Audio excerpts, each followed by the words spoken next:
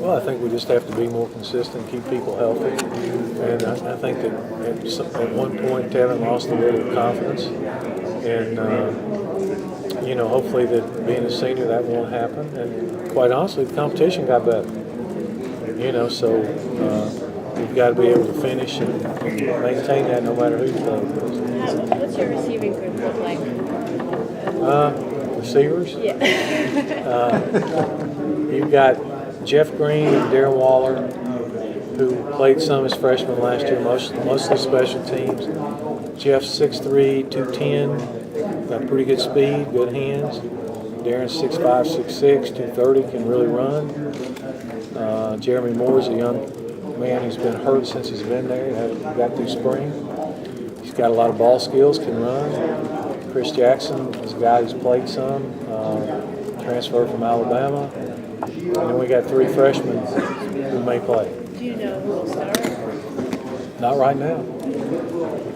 You're going up against in-state. You go up against Georgia in recruiting. You're at Naval Academy. You've got some restrictions you got there. Has there been a point in your career when you've been sort of the, for lack of a better word, the favorite when you walk in immediately for the first time into a door to recruits and that sort of thing? You kind of kind of pick and choose who you want. On a different level, when we were at Georgia Southern, we didn't lose to too many 1AA teams in recruiting. But you probably lost some guys to some 1A teams that Georgia and Tech right or whatever. Right. No, it's just kind of the nature of the beast, I think. How does that kind of affect your strategy in terms of when you sit out and say, okay, this is what we think we can get, and these are the guys we want to spend time on? You just go recruit. We try to recruit the best players and let it fall where it may. It's early on whether they have an interest. I mean, a lot of times the kids will tell you, we're not interested. We want a major that you don't have, or we're not interested in the academic rigors there. Or a lot of kids don't fit, so they exclude themselves. Pull their transcript, and they don't fit. So you don't waste your time. Do you think the time in Hawaii gave you a good BS meter for kids? Because there are a lot of kids that wanted to come out and visit. Well, we fought the same thing in Hawaii in a different way, the distance.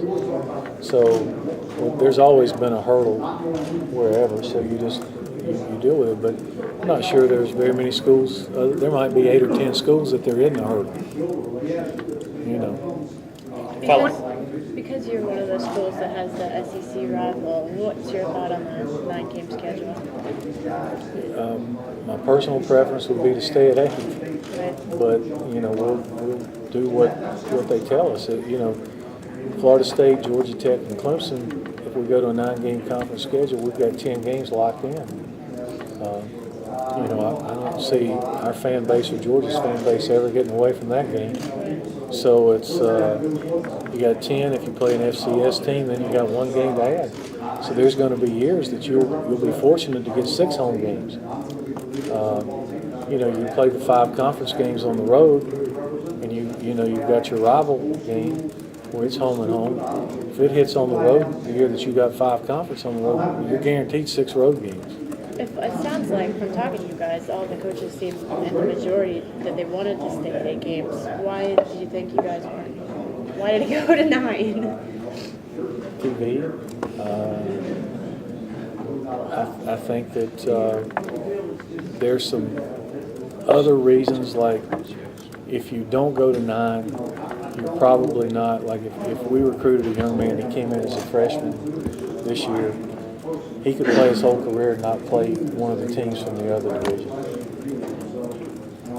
So that's there, and I think, truthfully, the administration, it's easier to schedule games. It's gotten to where to buy games or to pay people to come in and play is becoming, you're looking at $1 million.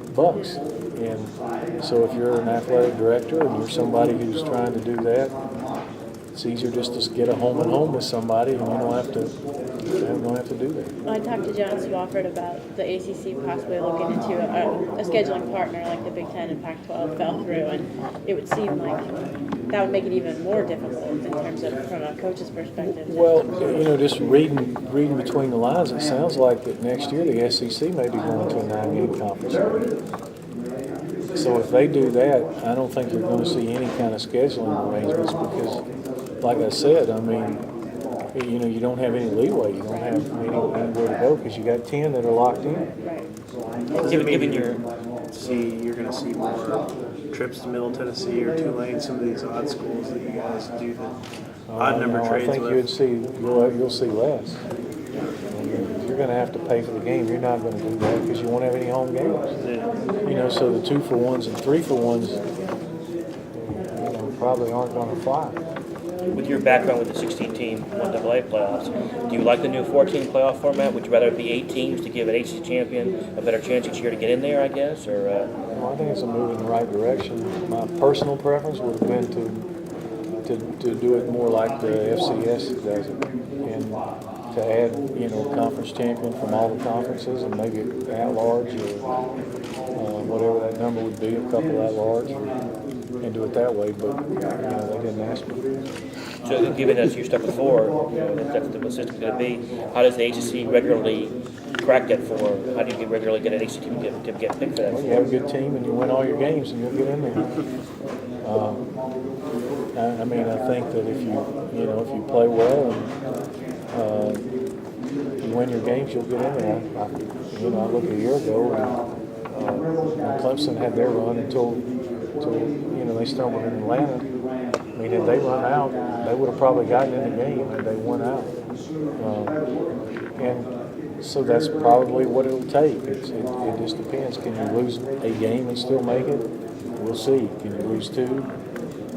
I would doubt it, but it just depends on how it unfolds. And I think the bigger thing is going to see how they determine who gets in. And there's a lot of unanswered questions there about the committee, the criteria, all that stuff. But it's still a couple years away, too.